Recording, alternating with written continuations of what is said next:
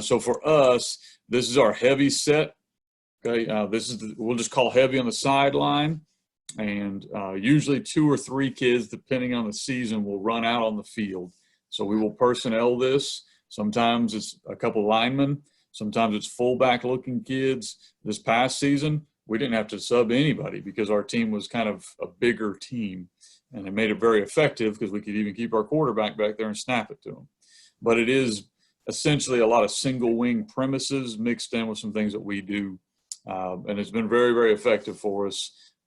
Our conversion rate has gone off the charts, which in big games is important. I'm going to skip all the background information because y'all don't need that. But I want to go through how we got here. Okay, so about 2014, 2015, we were starting to move towards the offense we're in now, which is the gun tee. And one of the things we were struggling with was a 3rd and short, 4th and short. We weren't terrible. We're still 60-70%, which is, that's not bad, but it wasn't where we wanted to be.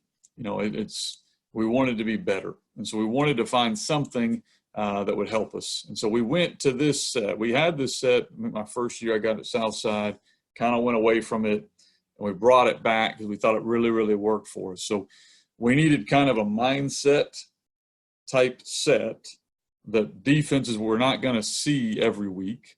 It was something that was going to be difficult for them to prepare for, and it was going to be something that we could lean on when the season and game was on the line. Something we could go to.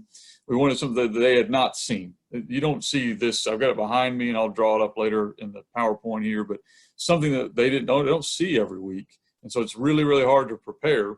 Same premise we kind of have in our whole offense is, we have all year to get ready to run this stuff, and they have 3 days. So what's something that you don't see that all of a sudden you got to spend time getting ready for? And then the third thing, we want it to be not expensive. I'm a big guy. Y'all probably heard me talk before about I want to get as much bang for my buck as possible. I want to get as much as I can out of putting stuff in. So I didn't want something that was going to just be time consuming. This takes a little bit to put in, but then we practice it maybe 10 minutes a week. That's about it. 10 minutes a week, we'll call it. We don't have to go through new nuances because all the rules are built in. I'll walk through those with you guys. And honestly, we have absolutely no clue how the defense is going to line up because no one else runs this. So we just build in our rules, teach our kids, and we'll throw it out there in team 4 or 5 times. We love this play for short yardage, obviously, for red zone. And Coach Gould brought up to me when we were talking earlier, we also love it coming out of our own end zone, where you're scared about getting a safety back there. It's kind of a very conservative, safe look to get out. The goal for us was to get the ball in our best players' hands behind our best players. So when I talk about how we line up, that's how we do this. Some years that's our quarterback. Some years that's not our quarterback. So it's a different kid taking the snap. I was a spread guy. So the whole concept of spread was get your best guy isolated against their best guy. Our problem became, or their worst guy, sometimes that still didn't work for us. Our best guy against the guy we wanted, you still got to throw it to him. And so we wanted this because I feel like this, I'm getting the ball to my best player, and you cannot get, we can't let you, it's not a one-on-one matchup.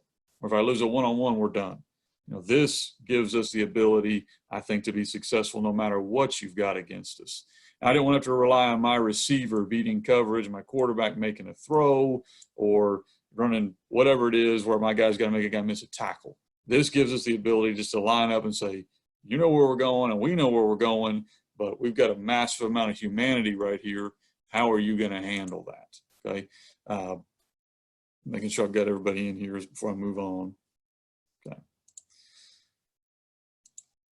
All right. So here's kind of what has happened since then.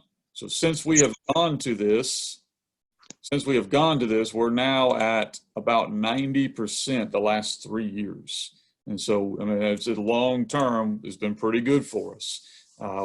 This past season, we were like at 95%. I'm talking 3rd and 2 or less, okay? Or we went to this in the red zone.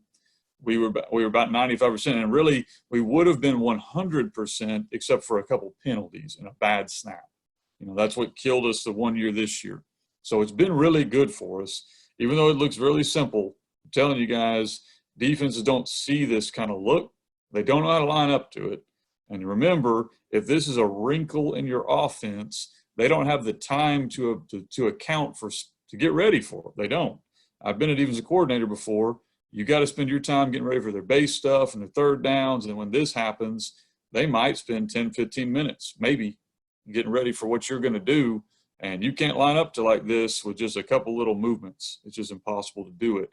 It overloads the gaps is what it does. It overloads the gaps, and it allows us to attack small windows.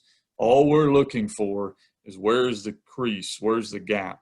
You know, for us, some years this is we're going to blow you off the ball. That was this past year for us. Some years, though, we're not really good up front. But by putting a lot of guys there, we can create a crease, and that's all we need. Okay, we try to make sure we keep eligible guys around, so they have to cover them. So we put our tight end to the quick side, and we'll put our quarterback out if he's not our best player out split wide. Okay,